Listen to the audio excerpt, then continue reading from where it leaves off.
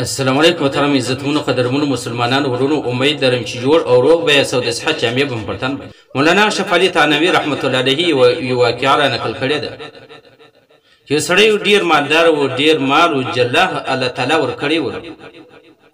دې سړي زنانې سره واده کړی و چې دغه زنانې ته الله تعالی ډېر ښایست ورکړی و او ډېره خوشګواره زندګي او ډېره د محبت زندګي پر دې دواړو باندې تېرېدله. ځکه د دې ښځې دپاره هم هېڅ کمی نه و په کور کې. هر څه شیان چې وله دا ټوله پوره وله. دا ښځه په دا کور کې ډېره خوشحاله وه.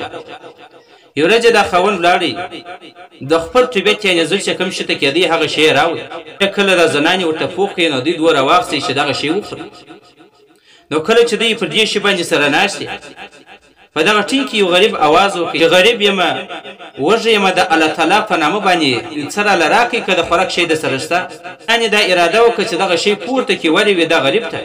سړي ورته وویل چې دا څه به کوې؟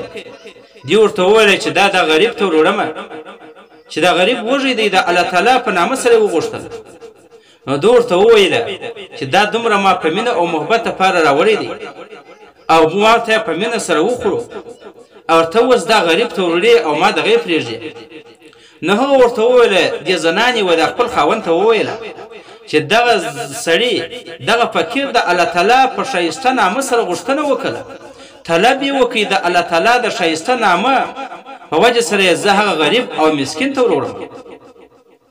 نو کله ده ورته وویله دې زنانې ته چې دا کښېږده. نو کله چې کښېښود دی ورووتی چې دومره غټ سړی او دومره سره بندونه دي او ځوان سړی خواري نه سې کښی، خواري وکاږه. ما دومره د مینې او د محبت شی راوړی ولو چې په مینه او محبت یې سره وخورو. هغه زنانې اوس ټاله راوړي که چیرې ما منع کړې نه وای. نه غریب ډېر پریشانه سولو، سر یې د اسمانو طرف ته پورته کړي، څه یې ونه ویل، روان شولو. نو کله چې دی ولاړی هغه سړی چې کله ولاړی چې ماباد کې د دغه نارینه او زنانه په مابین کې د مینې او محبت او الفت په دښمني باندې بدل سلو. په کور کې جنجالونه رالو، په کور کې جګړې رالې چې دی همیشه په جنجال باندې اخته دي. اخر دې سړي و دې خپلې زنانې ته طلاق ورکړي. دا زنانه ډېره ښایسته وله، د پلار په کور باندې ناسته وله. یو څو ټیم آباد کې ډېر ټیم کښېناست، هغه سم آباد کې یو مرکه راله چې هغه سړي ته یې ورکړه. یعنې د دویم سړي سره د دې ښځې واده وشلو. د هغه سره د دې نه زیات مینه او محبت کوي او ښه د خوشحالۍ ژوند او زندګي پر تېرېدله. یو ورځ د غرمې موسم دی، د غرمې ټیم دی چې دغه نارینه او زنانه په ډوډۍ باندې سره ناست. یو غریب اواز وکړي چې وږی یم د الله تعالی په نامه سره که څه د خوراک شی یې راته راکړئ. نو دې زنانې د خپله مخه څه هغه شی راواخیستی. سړي ورته شی به کوې؟ نو دور دا غریب له بېور ومه. نو دا خاوند یې ورته وویل چې ولې وه.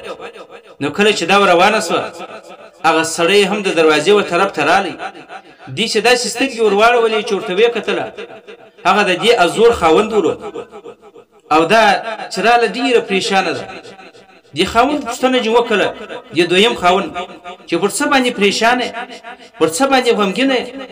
نو دې ورته وویله په دې باندې پریشانه سم، په دې باندې غمجنه سوم چې دا زما اول مېړه ولو چې دې ما ته طلاق راکړي، چې د دې هغه مال څه سلو او د دې هغه جایداد څه سلو، د دې هغه کور څه سلو.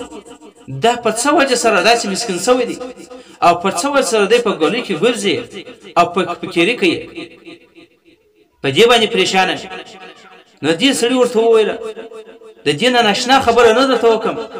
دې زنانې ورته وویل د دې به ناشنا خبره کومه خبره اشتې ماته وکړي. نو دې ورته وویله چې ناشنا خبره دا ده او کم غریب او مسکین چې ستا په دروازه باندې ولاړ ولو او کله چې ته شی نه کړه هغه زه ولمه. نو کله چې د خبرې راته وکړې نه مال الهي چې دغه سړي ته دې دومره مال او جایداد ورکړی دي، د مینې خوراک او چښاک کوي او ما ته دې څه نه دي راکړي او زه په پردیو کوڅو کې په نهاره باندې ګرځم، ما ته هم مال او دولت راکړې. نو الله تعالی د هغه سړي څه مال راواخیست چې ما ته یې راکړ، د هغه بنګله یې ما ته راکړ، او ته هم الله تعالی دغه سړي نه واخیستلې او ما ته یې راکړې.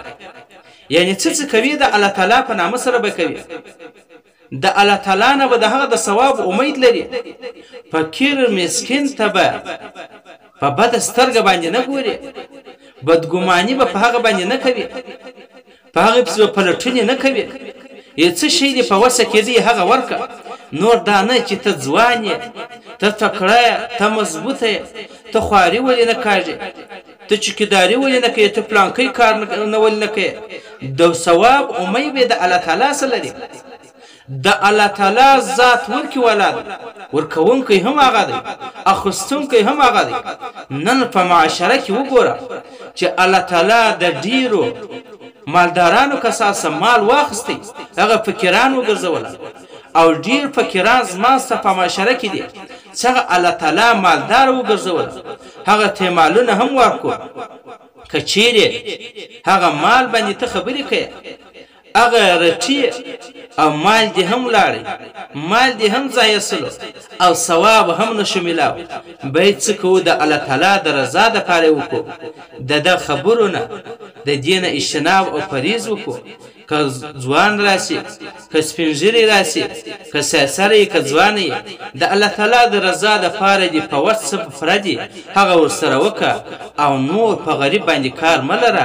مې کوه الله تعالی مسکین کړی دی، مال در کړی دی، تا ته الله تعالی مال در کړی دی. الله تعالی پر دې باندې قدرت لري چې ستا مال ورکړي وده ته، او د ده فکرتوب به تا ته درکړي.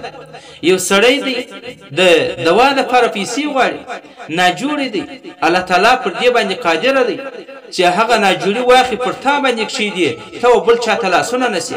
الله تعالی پر دې باندې قادره دی چې د بل بچیان ستا په ګلۍ کې ګرځي، پر دې باندې هم قادره دی چې هغه بچیان په کور کې کښېني او ستا بچیان د بل په ګلۍ کې ګرځي. باید څه کوو؟ د الله تعالی د رضا دپاره وکړو، د الله تعالی سره د ثواب امیدواره شو.